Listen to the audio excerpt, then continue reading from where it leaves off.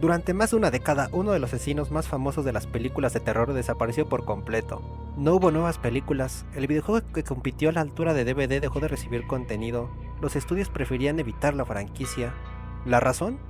Es un hecho que no fue por falta de dinero, y mucho menos por falta de público. Todo esto fue a causa de una demanda que dividió a Jason Voorhees en dos, literalmente. Así que esta es la historia de la batalla legal que cambió para siempre el futuro de Viernes 13.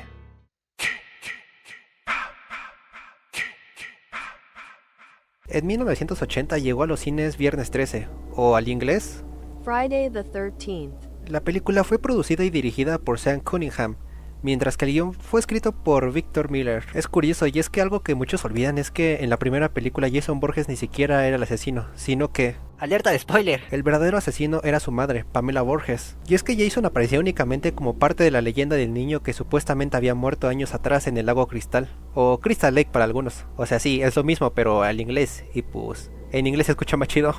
Es chistoso, y es que nadie se imaginaba que aquel personaje terminaría convirtiéndose en uno de los mayores íconos del terror, generando miles de dólares en mercancía para Halloween, videojuegos, cómics, etc. Pero por desgracia, décadas después, precisamente ese primer guión sería el origen de un enorme conflicto legal.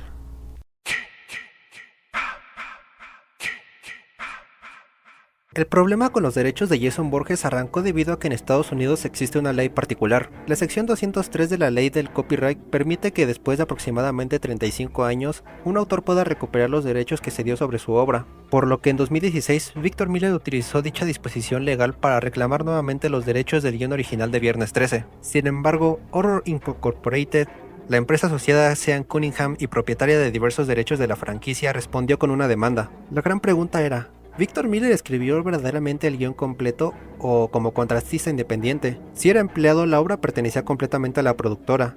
Si era un contratista independiente, la ley le permitía recuperar los derechos del autor del guión original. Esto desembocó en una batalla prácticamente eterna en los tribunales. El juicio comenzó en 2016. Durante años, ambas partes presentaron contratos, testimonios y documentos de hace más de 40 años. Los abogados de Horror Incorporated afirmaban que Miller trabajó bajo las órdenes de Sean Cunningham y que el guión era una obra realizada por encargo. Mientras tanto, por otro lado, los abogados de Miller argumentaban que nunca fue empleado. Era un escritor independiente contratado para desarrollar la historia. Ahora, después de revisar toda la evidencia que pusieron en los tribunales, este mismo dio la razón a Victor Miller en 2018. Pero la historia no terminó ahí. Horror Incorporated apeló la decisión. Tras años después, en septiembre del 2021, la Corte de Apelaciones confirmó el fallo. Esto mismo marcó un antes y un después, ya que Victor Miller había ganado oficialmente la disputa sobre el guión original. Y es que sí, esto es un tema demasiado extenso y es también donde muchos fans se terminan confundiendo. Y es que sí, Miller ganó, pero Sean Cunningham no perdió todo. Y es que en la realidad la franquicia quedó prácticamente dividida. Así que bien, vamos a explicarlo con palitos y manzanas, ¿vale?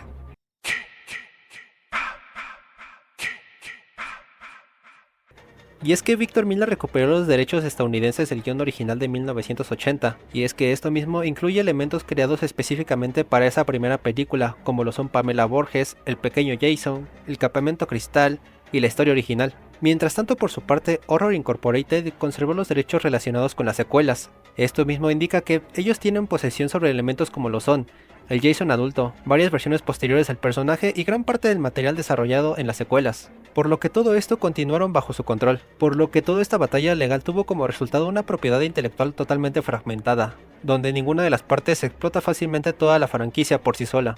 Ahora vamos con una parte igual de importante, ¿cómo es que toda esta demanda legal sobre los derechos de Jason Voorhees afectó a los fans?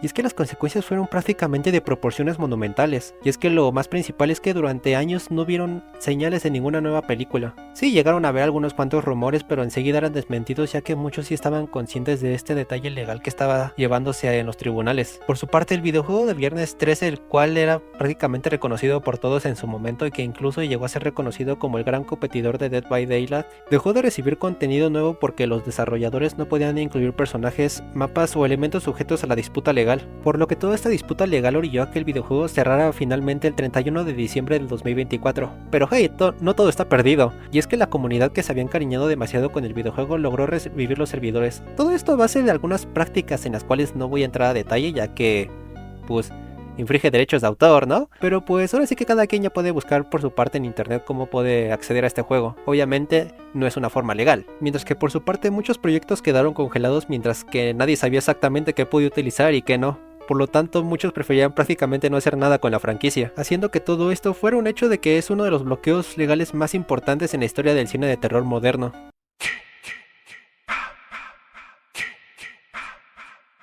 Y si bien todo este juicio alrededor de Viernes 13 terminó en 2021, la situación seguía siendo un tanto delicada o complicada como quieran verlo, y pues había que tomarlo, o aunque sea picarlo con un palo, ¿no? Y es que así como ya lo mencioné anteriormente, las dos partes tenían piezas distintas del rompecabezas. Fue cuestión que con el tiempo comenzaron a colaborar nuevamente para permitir que la franquicia regresara y pues ahora sí que ya sacarla del refri un rato, ¿no? Porque esa madre ya estaba congelada. Gracias a estos acuerdos se abrió la puerta a nuevos proyectos, incluyendo la iniciativa conocida como Jason Universe, diseñada para reunir nuevamente las distintas partes de la franquicia y permitir el desarrollo de nuevas historias, series y productos oficiales. Es así como tenemos hoy en día a Jason en Dead by Daylight, o como lo tuvimos en su cameo en el ya muerto Multiversus, y como tendremos una serie por parte del estudio A24 que por cierto, ya vi el trailer y chulada, chulada. Nomás que no sé en qué plataforma vaya a estar, ¿no?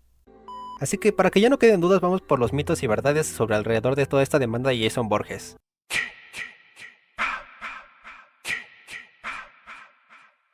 Y es que sí, existe demasiada desinformación sobre este caso. Por ejemplo, el hecho de que digan de que Victor Miller es dueño de todo Jason es completamente falso, ya que él solo controla los elementos derivados del guión original. O que de que Sean Cunningham perdió totalmente la franquicia, tampoco, es algo totalmente falso. Su empresa mantuvo importantes derechos sobre las secuelas y otros activos de la franquicia. Es por esto mismo de que algunos cuestionan eso de los orígenes de Jason Borges, de que según está asociado a la franquicia de Evil Dead.